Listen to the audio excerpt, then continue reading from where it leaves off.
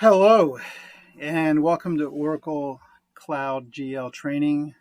This training session is for how to inquire on a detailed GL balance.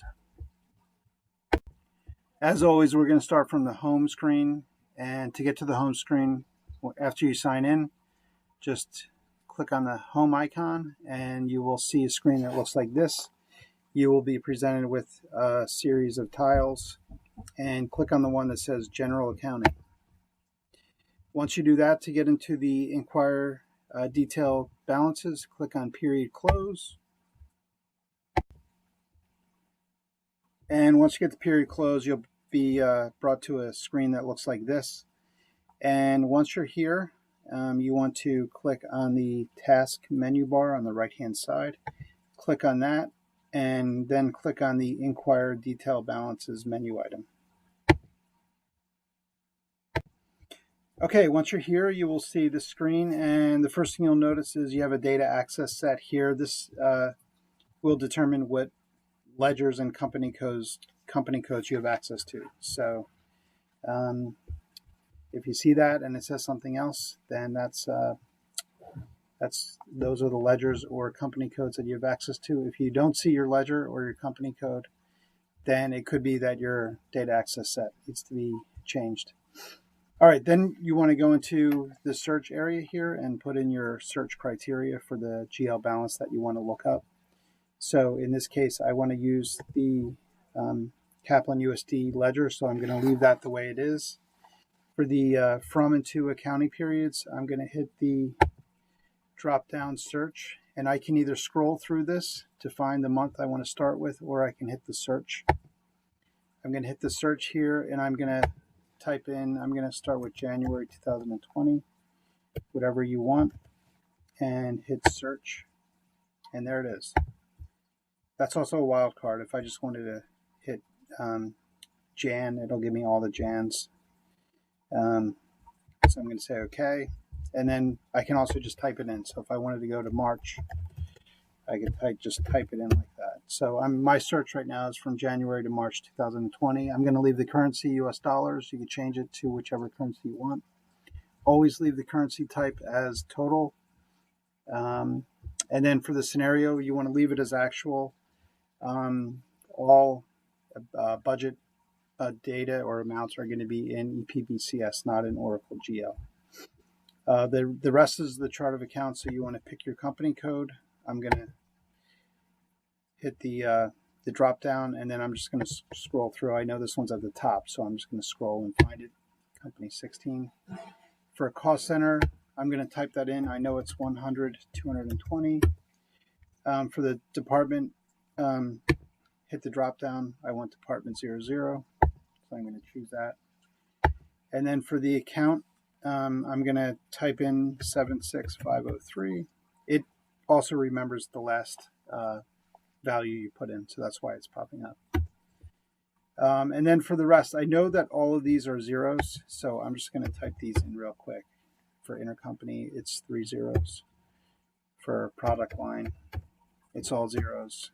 And then for delivery type, it's all zeros. And then project is 8, so 8 zeros. And I'm just hitting tab to tab through them. Once I put in my criteria, I'm going to hit search. But before I do that, just a little note. Anything that has an asterisk is a required field. So you can see all these fields are required.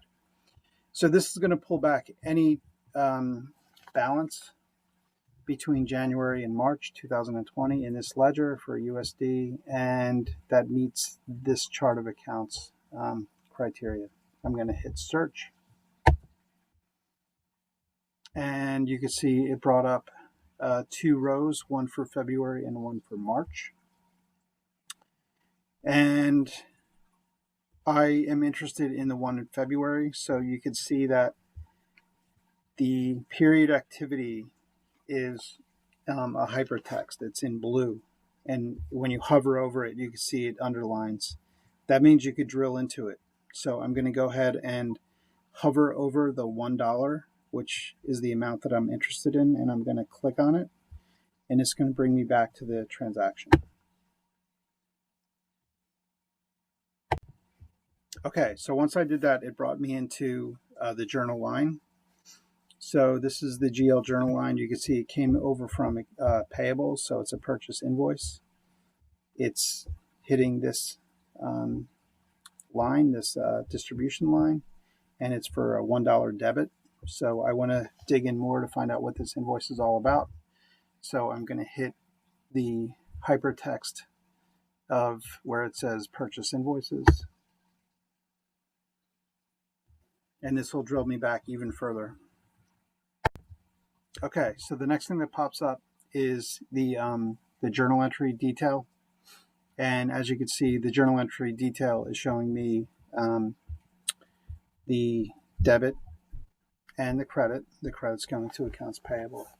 And you can see this is a subledger journal entry from accounts payable. It gives you all the details about the journal entry.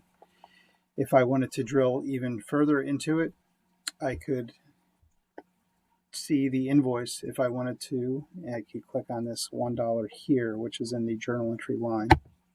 And you can continue to drill back further and further into the details of this $1 that's hitting your cost center. All right, once I do that, I can see that it is an accounts payable. It's a typical invoice line with the markings of an invoice that came through. You can say the invoice is validated. If I hit view journal entry, it would actually bring me back to what we just saw. If I wanted to view the actual accounts payable transaction, I would hit view transaction. So clicking on view transaction, this will be the final. This is as far as I can go. This is the invoice. So this shows you all the details about the accounts payable invoice. It'll show you the supplier, and it'll show you all of the details about the invoice. If I wanted to hit view distributions, I can see the accounting behind the invoice. And there's the accounting behind the invoice, which we already knew. But it'll show you more details about the invoice, like whether it's been paid or not. So you can see that information. And then if I wanted to just kind of going through some of the other things that you can see here, you can click on payments. And you can see the check number for this payment is here. That's check number. You can see when it was paid, who the supplier is, other information, pretty much all the information that's included with the accounts payable subledger. If I go back to lines, just one other note here. Go back to lines here. If I hit view, if you want to click on columns, you can click on columns and you could see which columns are actually being shown and which aren't. If you're curious and you want to see more, you could actually hit show all. And sometimes that pops up more columns so that you can see additional information. I'm pretty sure most of the information that you'd want to see was there. But just to note that is a feature. It's a feature that's available for pretty much anytime you're inquiring throughout Oracle Cloud, that is available. All right, that's it. That's how to look up a balance and drill down all the way through to the subledger. Thank you.